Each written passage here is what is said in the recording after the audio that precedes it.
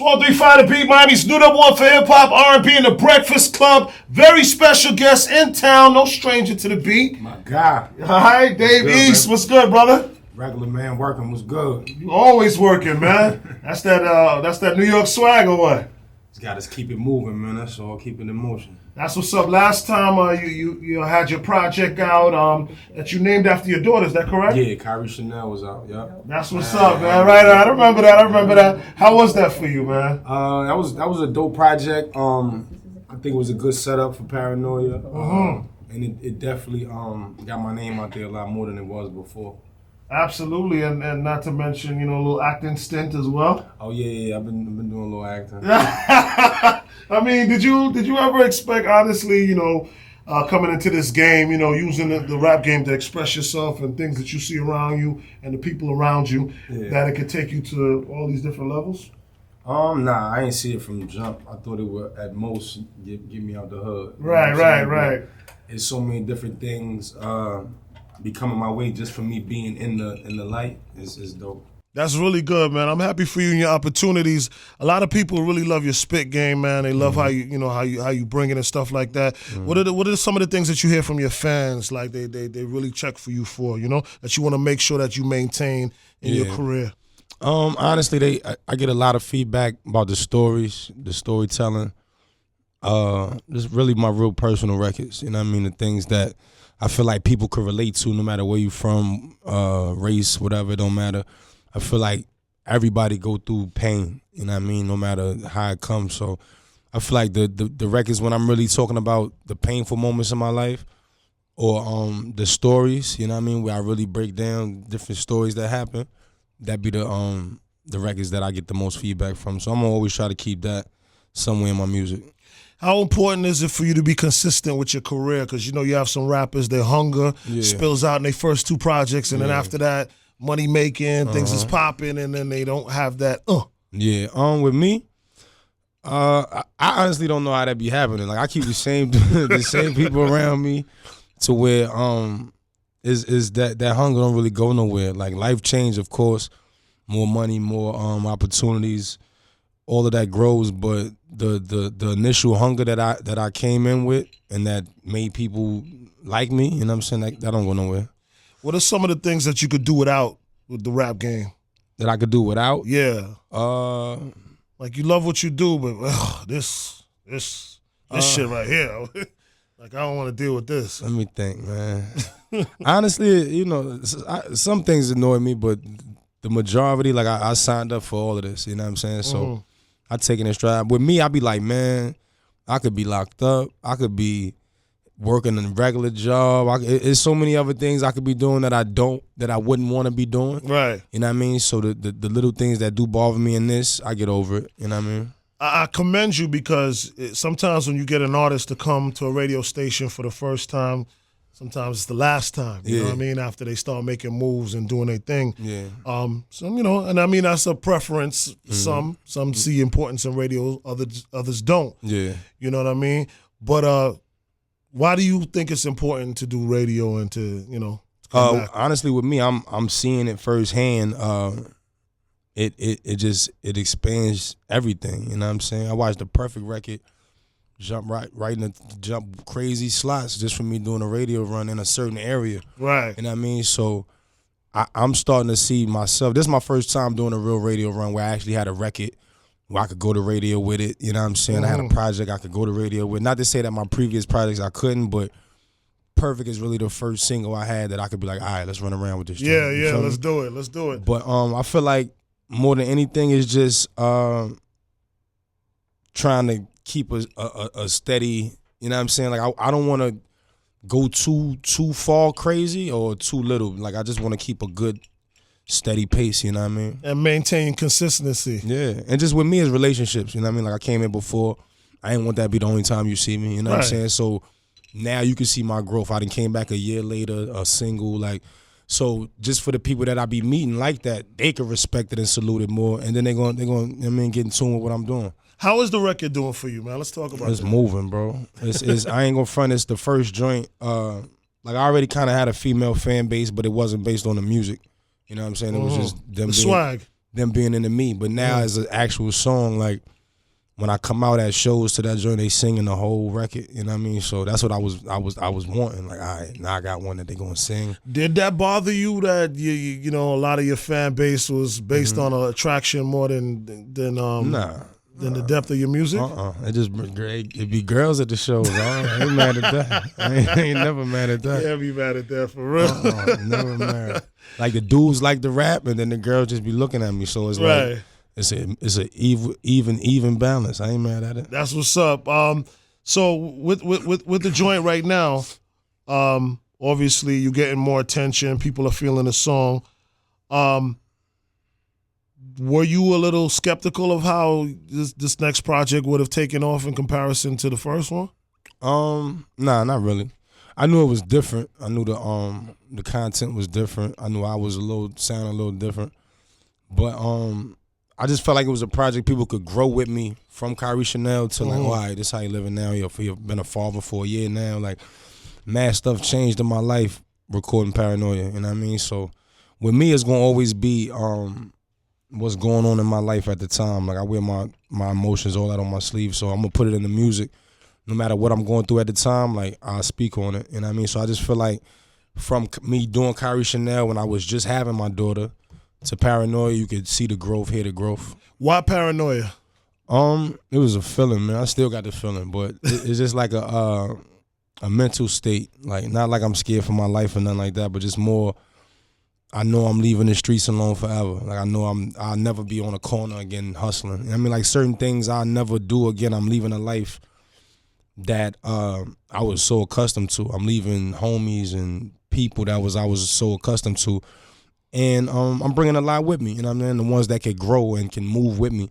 But being a father, you know what I mean? It's just mad different things where I was like, man, I don't really know if that person got real love for me or what's their agenda or what's their intentions in come and get my phone number or taking this. Like, I don't be knowing.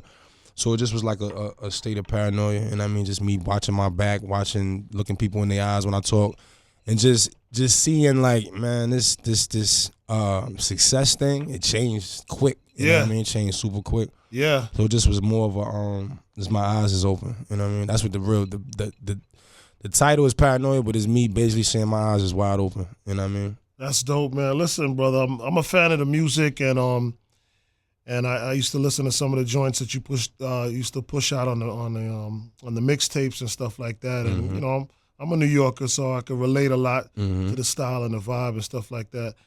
How do you think about, you know, like where the music's at for the younger audience? You know what I'm saying? Like, you know, I don't necessarily buy into it. I think that rap is a lot bigger than people want to give credit for. So I think there's space in rap to have a Jay-Z at 40 years old talk about his relationship with his wife and Basquiat or whatever. And then there's also space in rap for Lil Yachty to talk about, you know, what he does, you know, and what they do. That's a fact. You know, and I think sometimes that us as rap fans are too hard on rap itself. You know, it was always a way for people to express themselves. So there shouldn't be no like real rules to it, right? Yeah, I feel like it shouldn't be no rules to rap. I feel like that's the majority that be them real hip hop heads. You know what I'm saying? Like when I'm a hip hop head, but I'm a little younger, so as much as I love the Locks and Jay and Nas and all them, I gotta respect 21 Savage. I gotta respect Lil Uzi. Like I gotta respect what they bring into the game, because I didn't went watch them live. You can't just do that overnight neither. You know what I mean? It might not be as intricate and detailed as far as lyrics and all that, but you can't create a Lil Uzi buzz overnight. You can't just go in the studio and make one song and you know what I mean? Like that comes from them actually mastering what they do. You know what I mean? And with me, I feel like with my music, people gonna grow up into it. Like if you ain't at a certain, if you maybe 25 and older, then you could all the way get in with me. But the ones that's like 17, 18, some of them could kind of relate, but most of them can't. But as you get older, life happens. You know what I'm saying? People die, all type of things with life just happen. So I feel like I'm making that music for them. When you hit 23, 24, you know what I mean, and you and your man not cool no more, y'all fell out, or just life start happening, you know what I mean? Then you're gonna be able to be like, oh, that's what East was talking about. Like you can really relate to it then. But I feel like I don't have that that just 100% turn up for that super young crowd that just want to turn up all day. That's not me. Right. You know what I mean, I could jump in that wave. I could do records with them people. Right. But you ain't gonna get a full project from Dave East that's gonna turn you up. You know what I'm saying? They ain't gonna do that. How do you deal with situations now as a rap artist, hip hop artist, in comparison to where maybe you would have had to deal with a situation in the streets? Yeah. I'll give you an example. Say like the Joe Budden's interview, and you were the Migos. Like, you know, how do you deal with situations like that? With me, I'm always thinking as a man first, beyond me being a rapper. And so I'm thinking as a man first. So if I feel as though I've been violated or disrespected as a man, I'm gonna act as a man right then and there. You know what I'm saying? So you don't have to hold a box. Whoop, hold up. We're not gonna even get into if I feel you violated me as a man, you know what I'm saying? Right. And that's a whole different nothing to talk category. About. Yeah. Now, me being Dave East, me understanding my brand, me understanding endorsements, me understanding all of these other things that come into play, is other ways you could do things. You can always ask somebody to step outside. You know what I'm saying? You can always tell somebody, let's go on. As a man, come in this room with me. If you feel that way, as soon as these cameras go off, we can go talk. You know what I mean? But I haven't been put in that situation yet, so I don't. I pray I don't. You know what I'm saying? I hope you don't either. But I haven't. I don't know. I don't know rappers like that. Like I know one. I've been in only altercation. I've been in basketball altercations, robbery altercations, in real life street problems. You get what I'm saying? So the rap beef or a person feeling away because I'm a rapper, I don't even know how I'm gonna react. You know what I mean? So I just pray I don't really get put in them situations. You know what I mean? I try to avoid it. Absolutely. I smile and be cool with everybody, man. That's what's up. As you brought up basketball, you know, last time I interviewed you, found out, you play ball, you are an athlete. You are an athlete. Once an athlete, you're an athlete, right? Mm-hmm. With the Colin Kaepernick situation and, taking a knee for what he believes in, what do you think your stance would have been, if you were, in football or in the sports based on what you see going on right now? I'd have been taking a knee. Well, I might have stayed in the locker room. Right. You know what I mean? Till the ref threw the ball. Like, you know what I mean? Like, so you stand for what you believe in. Yeah, I don't respect first of all, my opinion is the president of the United States shouldn't have that much to say about any athletic organization unless it's positive. You know what I'm saying? You shouldn't be calling them sons of bitches and all. Excuse me. Right. Now you go. That's crazy. But with me, I feel like that goes back to what I just was saying. If you feel like you violated as a man or what you stand for, you gotta react. You gotta show some type. Or I feel like if you don't react, that's the slave mentality. You just bow down. You just take whatever's coming. It's like, you can't do that. I don't care who it is. Like, you got to be able to say, nah, this I'm me. I'm my own man. This ain't the 1700s. Like, you know what I'm saying? Like, it's equal rights for everybody, regardless of how people treat it. It's equal rights. So, can't be acting like that with people and then expect people to not react to it. You know what I mean? So I totally salute his decision.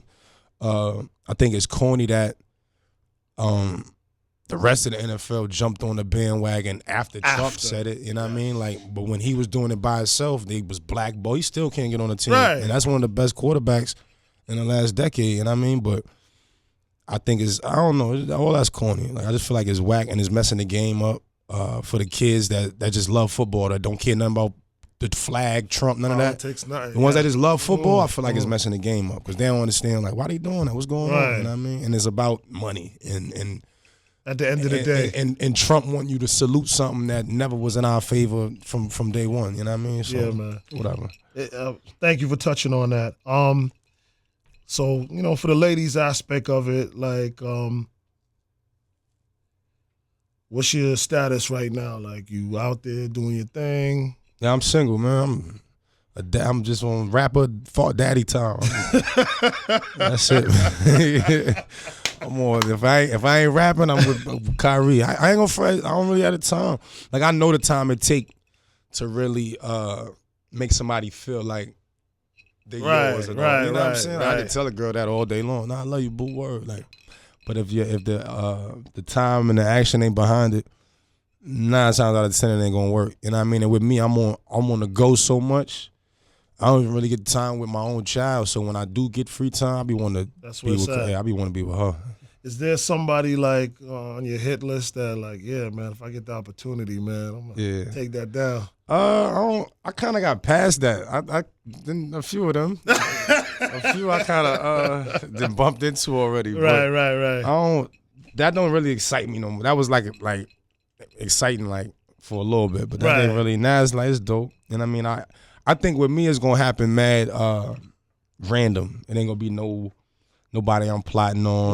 You know what I'm saying? Like it's gonna just be a random. You know what I mean? Like because everybody I plot. When you plot, it don't work. Right. It don't work out. Like you might enjoy yourself, but it don't. It like the plot don't work. Right. Because it's already like I said, it's a agenda behind it. So that usually don't work. I need it to happen natural. You know what I mean? So that's what's up. Word. Hey, this has been a great interview, man. Let's end it off with talking about your project and having people connect with your music. Paranoia, man. That's my new. That's what's out right now. Paranoia 2 on the way. I'm gonna follow it right up. Perfect. That's the lead single on there right now with Chris Brown. But I got Jeezy on there, French Montana, Wiz Khalifa. Some joints on there, 10 joints. Is an EP, not my debut album yet. I just wanted to keep feeding the streets. Yeah, I just wanted to, you know what I mean, see how they would bite to this one. All right, cool. And I wanted to like test the radio as well, like see how that worked. You know what I mean? And it's working. So now I kind of know what's wanted or what I could do to get on. I mean, it's like, all right, bet they like them type of joints. All right, let me make sure I got 10 of them. But I still got my my East, and as long I just mix it, you know what I'm saying, balance it out. Well, it seems like you have the perfect plan. It seems like for your success. Play on words, you know what I'm saying? Not to be corny, but that's really dope, man. Please let everybody know how they can connect with you as well on social media and stuff like that. Yeah, Instagram and Twitter is both at Dave East. Snapchat is at Missyoulik, MISSYOULIK. That's my snap. That's the 3 things I'm mainly on. That's what's up, man. All right, Paranoia, right? Paranoia. Yep. Make sure you get that. It's everywhere. Right. Tidal, Spotify, all streaming sites. Anywhere you can download music, get that. Apple, all that. How'd you get the name Dave East? Dave. My government name is David. And East, from the East Coast, East side of Harlem. I was Rebel at first. That was gonna be my first rap name, like before I dropped the mixtape. I got that shit tatted on me and all that. Oh yeah? Word. But my man AJ, I was in Baltimore like right before I got locked up. And we was talking about different names and like he was like, yo, use your regular name. Like a lot of rappers is doing. I think Kendrick was like K-Dot. Right. Changed his name to Kendrick Lamar. He was like, yo, think of something where it's your real name. I just was like, Dave what? I was like, East. I remember writing it down.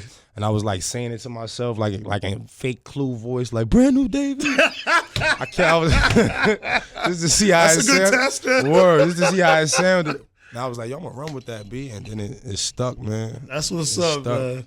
Well, Dave East, it's a pleasure, man, having you, man. Thank you so much for doing the show, man. I appreciate you as always. Anytime. And I hope to see you again when you drop your official project. Yeah. Everything I drop, I'm coming to see you, bro. All right, no doubt, Pull man. up. Thank you, brother. For real.